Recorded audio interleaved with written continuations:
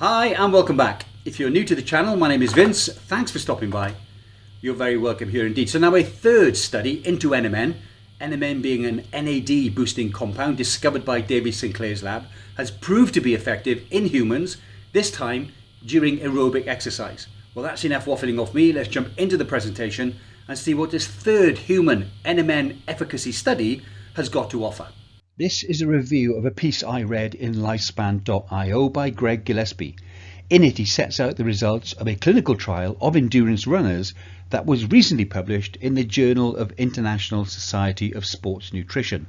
The trial found that nicotinamide mononucleotide, an NAD boosting longevity compound discovered by David Sinclair's lab, did increase several measures of aerobic capacity. There's links in the description below to the studies and articles I used to make this presentation.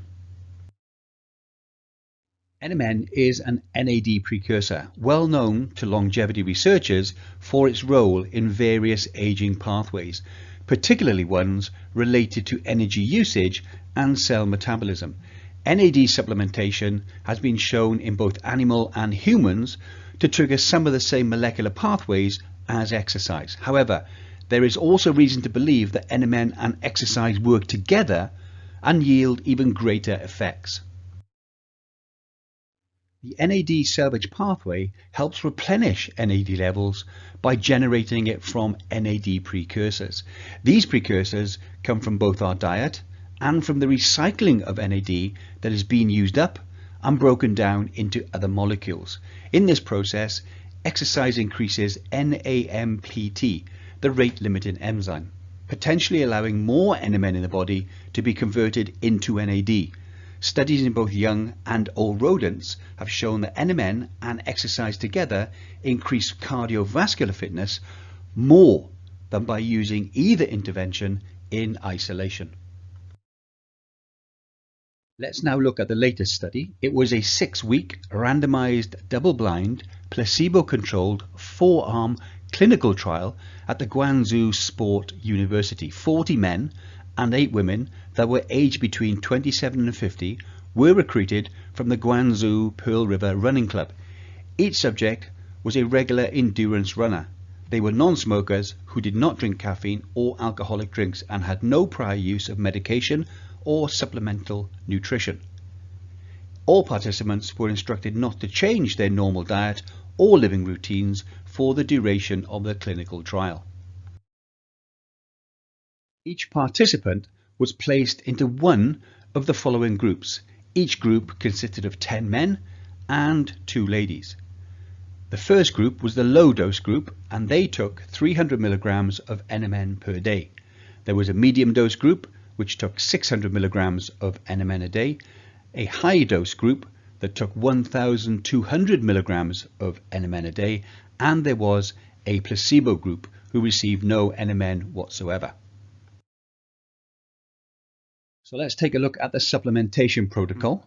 The oral supplementation of NMN powder lasted for the duration of 6 weeks. The low dosage group received 2 bags of 150 milligrams of NMN powder. The medium dose group received 2 300 milligram bags of NMN powder, and the high dose group received 2 bags of 600 milligrams of NMN powder. The placebo group received bags composed of cranberry powder and maltodextrin. Participants were asked to take their supplement 1 bag with breakfast and 1 bag at lunch or in the afternoon before they started training. Let's take a look at their training sessions. For training, all participants exercised 5 or 6 times a week, with 2 sessions of cycling and 3 or 4 sessions of running. Each session, that's both cycling and running, lasted between 40 to 60 minutes. The target heart rates were recorded individually for all subjects based on their cardiopulmonary exercise test scores. These tests were conducted at the start and at the end of the trial. So let's take a look at the results. At the end of the intervention, all participants were again evaluated using the cardiopulmonary exercise test. No significant differences were found with regard to supplementation in regard to weight loss or body composition. The researchers conducted a multitude of aerobic fitness measurements before and after the interventions. In general, at peak effort, most measurements were unchanged with NMN supplementation. Measurements such as VO2 max, maximum heart rate, and peak power. Let's now look at where there was some improvement. Subjects showed a dose-dependent improvement of fitness at more moderate effort of the first ventilatory threshold, or VT1.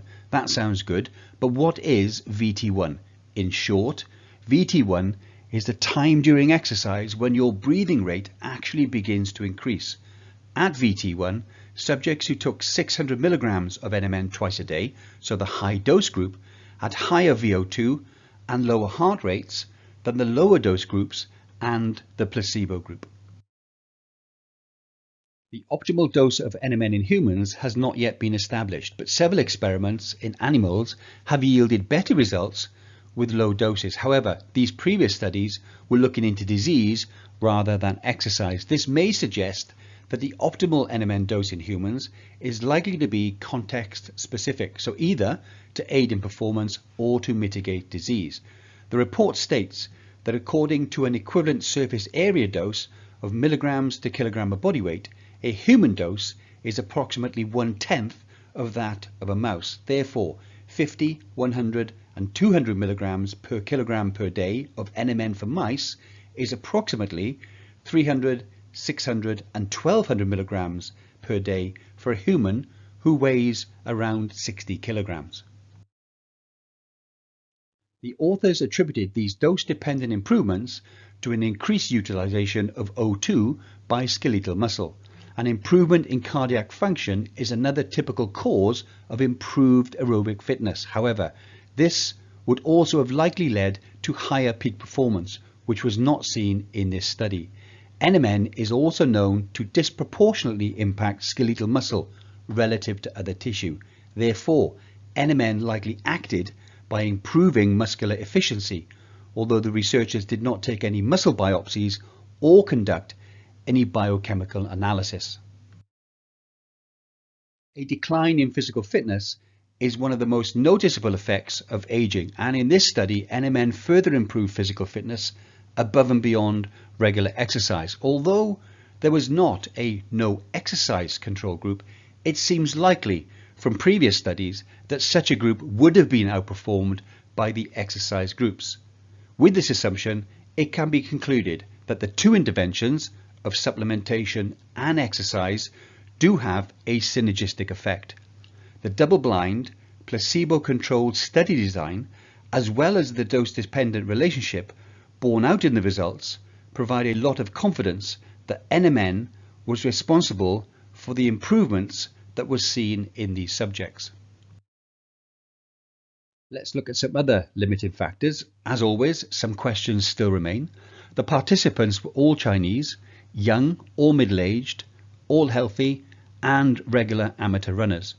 NMN has shown sex-dependent effects in previous studies, but there were not enough female participants in this study to do a separate statistical analysis. Also, the effects were only investigated at 6 weeks, so more long-term results remain unknown. The report also touched on some side effects. The researchers explained that pharmacological doses of nicotinamide, also known as NA and NAM, may result in painful flushing and liver damage, and also exhibits sirtuin inhibiting effects. This study, consisting of between 300 and 1200 milligrams of NMN a day for 6 weeks, did not have any obvious adverse symptoms or abnormal ECG results. So what about the future? Well, the researchers say that the improvement of aerobic capacity is dose dependent, and the large dose of NMN with exercise showed the best results. The improvement is muscle and not cardiac related.